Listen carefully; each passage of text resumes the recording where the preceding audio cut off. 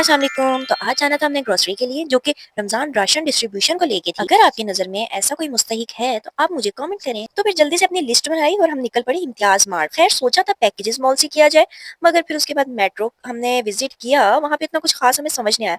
Then हम फिर जो है इम्तियाज आ गए। तो इम्तियाज पहुंचने के बाद मैंने अपनी बहन को कहा कि मुझे जो चीजें चाहिए वो मैं आइटम उठाती हूँ और जो तुम्हें चीजें चाहिए वो तुम उठाओ। तो कुकिंग ऑयल के पैक उठाए, उसके बाद उसको ट्रॉली में रख दिया। फिर लिस्ट में देखा कि दूसरा आइटम जो है वो है चीनी का, तो उसके पैकेट्स उठाए, उसको भी रखा। और खास बात ये है, आप लोग मेरे कंटेंट को इतना पसंद करते हैं तो इसके साथ साथ आप शेयर भी कर दिया करें ताकि कुछ इन्फॉर्मेटिव वीडियोस होती हैं वो दूसरों तक भी पहुंच सके। अच्छा, तो इम्तियाज मार्ट का एक ड्रॉबैक ये भी है कि इसकी जो सेल्स पर्सन होते हैं, चाहे वो गर्ल्स हो या बॉयज हो, उनको अब वो शेल्फ के सामने खड़े तो होते हैं, अब जिसपे प्राइस लिस्ट मेंशन नहीं होती, उनसे प्राइस पूछो तो वो कुछ और ही गाइड करते हैं, और जब बिल रेडी होता है तो उस पे कुछ और प्राइस होती है। आप लोग मुझे कमेंट में ये भी बताइएगा कि आप लोगों ने ईद की शॉपिंग, ईद के ड्रेसेस खुद परचेज किए या आप लोग के ससुराल वालों की तरफ से आई हैं? और आप लोग ये भी गेस कीजिएगा कि मैंने खुद परचेज की है या मुझे भी ससुराल वालों की तरफ से आई है।